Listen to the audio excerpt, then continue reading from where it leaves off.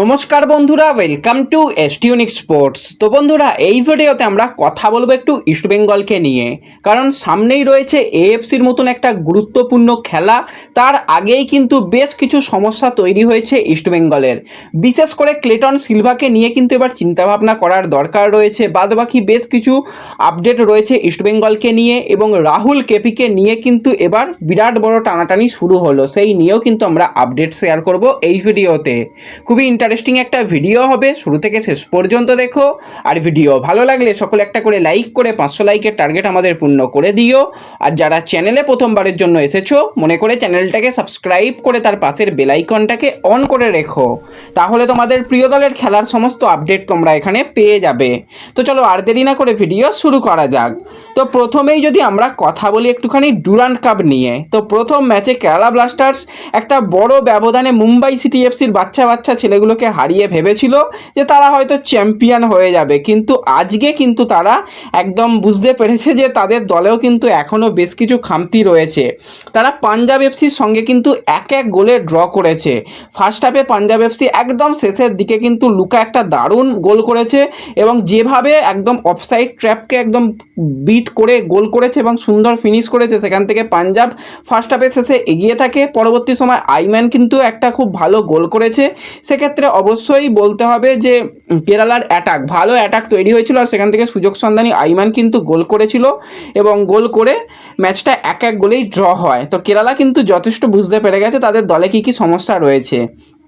অপরদিকে কিন্তু জামশেদপুরের সঙ্গে চেন্নাইন এফসির ম্যাচ ছিল, তো সেখানে কিন্তু জামশেদপুর ফার্স্ট হাফে 1-0 গোলে এগিয়ে থাকে। পরবর্তী সময় সেকেন্ড হাফেও কিন্তু জামশেদপুর আরও একটা গোল করে, এবং বিদেশি প্লেয়ার জর্ডান মারে নেওয়ার পর কিন্তু সে গোল করেছে, এবং মোটামুটি একটা ভালোই ম্যাচ হয়েছে। 2-1 গোলে কিন্তু জামশেদপুর আজকের ম্যাচ জিতে গেছে। তো এরপরে যদি আমরা সরাসরি চলে আসি ইস্টবেঙ্গলের দিকে, তো ইস্টবেঙ্গলের কিন্তু এখন বলতে গেলে অবস্থা মিনি হসপিটাল হয়ে গেছে। ইস্টবেঙ্গল গ্রাউন্ডে একদম ক্লোজ ডোর, কোনো রকম কেউ অ্যালাও থাকবে না, কারণ এই সময়টাই হচ্ছে একদম দলের ফিটনেস বলো বা যে সমস্ত পরিকল্পনা তৈরির সময়। তো সেই সময় কিন্তু একাধিক প্লেয়ারের ইনজুরি বারবারই হচ্ছে। তো বেশ কিছুদিন আগেই তোমাদের জানিয়েছিলাম যে সাউল ক্রেসপোর হালকা একটুখানি সমস্যা রয়েছে, যদিও সেটা সিরিয়াস নয়। তাকে কখনো বিশ্রাম দেওয়া হচ্ছে, কখনো তাকে ব্যবহার করা হচ্ছে, তাকে কিন্তু বেশি চাপ দেওয়া হচ্ছে না, কারণ তোমরা সকলেই জানো যে ডিফেন্সিভ মিডফিল্ডার বা সিডিএম পজিশনের প্লেয়ার থাকলেও কিন্তু ওই ডিফেন্সিভ মিডফিল্ডারে একজনই প্লেয়ার রয়েছে। সেক্ষেত্রে সাউল ক্রেসপো তার উপর কিন্তু অনেকটাই মাঝমাঠ নির্ভর করবে। তো তাকে কিন্তু কিছুটা বাঁচিয়ে খেলানো হচ্ছে, যাতে তার ইনজুরি কোনো রকম না হয়। মাধি তালালকে নিয়ে জানিয়েছিলাম, মাধি তালালের একটা ইনজুরি হয়েছিল, যদিও সেটা সিরিয়াস নয়। কালকে মাধি তালাল কোনো রকম প্র্যাকটিস না করলেও আজকে কিন্তু মাধি তালাল অনুশীলনে এসেছে, খুব একটা বেশি প্র্যাকটিস করেনি। কিন্তু অনুশীলনের মধ্যে এই মুহূর্তে যেটা একটা আপডেট বেরিয়ে আসছে, সেটা হচ্ছে গুরসিমরাত সিং গিল, প্রভসুকান সিং গিলের দাদা, তার কিন্তু একটা ইনজুরি হয়েছে, এবং গুরসিমরাত কিন্তু এই সিজনে ভালো ছন্দে ছিল। যেটুকু আপডেট একদম গ্রাউন্ড থেকে পেয়েছিলাম, খুব ভালো ছন্দে ছিল। সেই গুরসিমরাতের কিন্তু কালকে একটা ইনজুরি হয়েছিল, এবং ইনজুরিটা এতটাই সিরিয়াস, সঙ্গে সঙ্গে টিম ডক্টরের সঙ্গে সে বেরিয়ে যায়। পরবর্তী সময় জানা যায় তার ইনজুরির জায়গায় কিন্তু এমআরআই করতে হবে। এমআরআই করে বোঝা যাবে তার ইনজুরিটা ঠিক কতটা সিরিয়াস, যদিও এখনও পর্যন্ত অফিসিয়াল রিপোর্ট আমাদের কাছে আসেনি। তো সেক্ষেত্রে বলতে পারছি না যে কতটা সিরিয়াস, কিন্তু ইনজুরিটা যথেষ্ট সিরিয়াস মনে করা হচ্ছে। এই সমস্যাগুলো রয়েছে। এছাড়া ছোটোখাটো চোটাঘাত তো রয়েছে। এখনও পর্যন্ত নন্দকুমার তাকে দ্বিতীয় ম্যাচেও ব্যবহার করা হবে কি না, সেই নিয়ে একটা বিরাট বড় সংশয় তৈরি হয়ে রয়েছে। তাকে কিন্তু সরাসরি এএফসির জন্যই তুলে রাখা হচ্ছে নন্দকুমারকে, কিন্তু নন্দকুমার একদম এসেই এএফসিতে যদি নামে কতটা কি ছন্দে থাকবে সত্যি সেটা জানা নেই।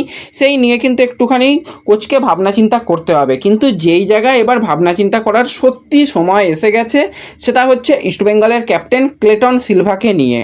37 বছর বয়স, 2টো সিজন কিন্তু ইস্টবেঙ্গলের জার্সি গায়ে নিজের সেরাটা দিয়ে ফুটবল খেলেছে। টিমের পারফরমেন্স যাই হোক না কেন, ক্লেটন নিজের সেরা দিয়ে ফুটবল খেললেও এখনও পর্যন্ত ক্লেটন সিলভা সম্পূর্ণরূপে মেডিকেলি ফিট নয়। কালকেই তোমাদের জানিয়েছিলাম তার যথেষ্ট সমস্যা হচ্ছে, তাকে কিন্তু প্র্যাকটিসে কোনোভাবেই দেখা যাচ্ছে না। আজও কিন্তু ইস্টবেঙ্গলের প্র্যাকটিসে ক্লেটন সিলভাকে দেখা যায়নি। এখনও পর্যন্ত সে যদি না রিকভারি কমপ্লিট করে সম্পূর্ণ ফিট হতে পারে, তাহলে কবে দলের জন্য মাঠে নামবে সেটা হচ্ছে প্রথম ব্যাপার। মাঠে নেবেই যে সে তার সেরা ফর্মে থাকবে সেটা তো কখনোই আশা করা যায় না। নেমে আস্তে আস্তে গেম টাইম পেতে পেতে তবেই কিন্তু একটা ফর্মে আসা যায়। তো এই মুহূর্তে কিন্তু ক্লেটন সিলভার বিকল্প এবার ইস্টবেঙ্গলকে ভাবার দরকার রয়েছে, কারণ এখনও পর্যন্ত ট্রান্সফার মার্কেট ওপেন রয়েছে, প্রচুর প্লেয়ার অ্যাভেলেবেল রয়েছে। ঠিকঠাকভাবে যদি খুঁজে প্লেয়ার নিয়ে আসা যায়, তাকে যদি নিয়ে এসে ক্লেটনকে আনরেজিস্টার করিয়ে রাখা যায়, সবথেকে ভালো হবে টিমের জন্য। টিমটা কিন্তু এএফসিতে বেঁচে যাবে। তা না হলে কিন্তু একজন বিদেশিকে কম নিয়ে খেলা মানে যথেষ্ট চাপ হবে এএফসির মতন জায়গায়। পরবর্তী সময় কিছুদিন বাদেও আইএসএল চলে আসবে, ডুরান্ড কাপের এই তো সবে একটা ম্যাচ বাকি, ম্যাচগুলোতেও যদি ক্লেটনকে না পাওয়া যায়, তাকে বসিয়ে রাখাটা কোনো রকম যুক্তির কাজ নয়। তাকে আনরেজিস্টার রাখা হোক, যখন পুরোপুরি ফিট হয়ে যাবে তখন রেজিস্টার করিয়ে নেওয়া হবে, তাকে ছেড়ে দেওয়ার কোনো প্রয়োজনই নেই। কারণ ক্লেটন সিলভার যে ক্যাপ্টেনশিপ সেটা কিন্তু একটা টিমের মধ্যে আলাদাই একটা মানে মনোবল নিয়ে আসে, তার সাথে সাথে ড্রেসিং রুমের পরিবেশ কিন্তু খুব ভালো রাখতে পারে ক্লেটন সিলভা।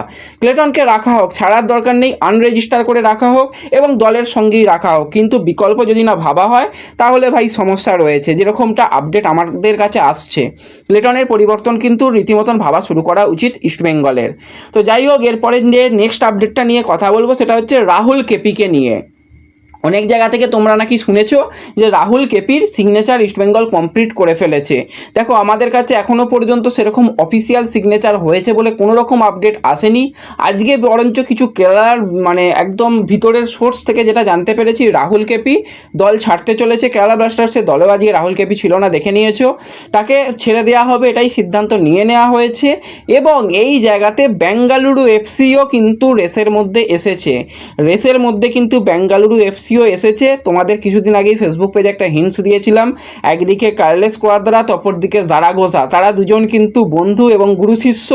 তো সেই গুরু শিষ্য কিন্তু দুজনেই চাইছে রাহুল কেপিকে। এই ব্যাপারটা কিন্তু শুরু হয়েছে, বলে রাখছি।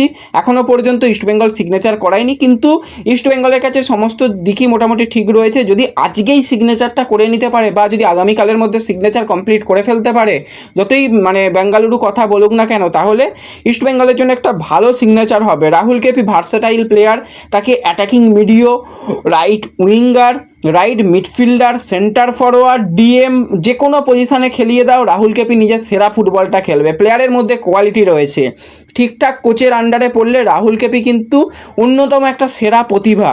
তো সেই জায়গায় কার্লেস কোয়াদ্রাত সবসময় প্রতিভাদের কিন্তু তুলে আনে। আমরা দেখেছি অনেক ইয়াং ট্যালেন্টেড প্লেয়ারকে কার্লেস কোয়াদ্রাত নিজে তৈরি করেছিল। তো সেক্ষেত্রে ম্যানেজমেন্টের উচিত যত তাড়াতাড়ি সম্ভব রাহুল কেপিকে সিগনেচার করে ফেলা। যদিও কালকে বেশ কিছু জায়গা থেকে শোনা গেছে নাকি সিগনেচার হয়ে গেছে, কিন্তু সিগনেচারের কোনো রকম অফিসিয়াল আপডেট তোমরাও পাওনি, এটুকু বলে রাখছি। দেখা যাক কী হয় এই ব্যাপার নিয়ে। তো এই ভিডিওতে এটুকুই আলোচনা করার ছিল। ভিডিও ভালো লাগলে লাইক শেয়ার করে দিও। তো দেখা হচ্ছে পরবর্তী ভিডিওতে। এখনকার মতন টাটা।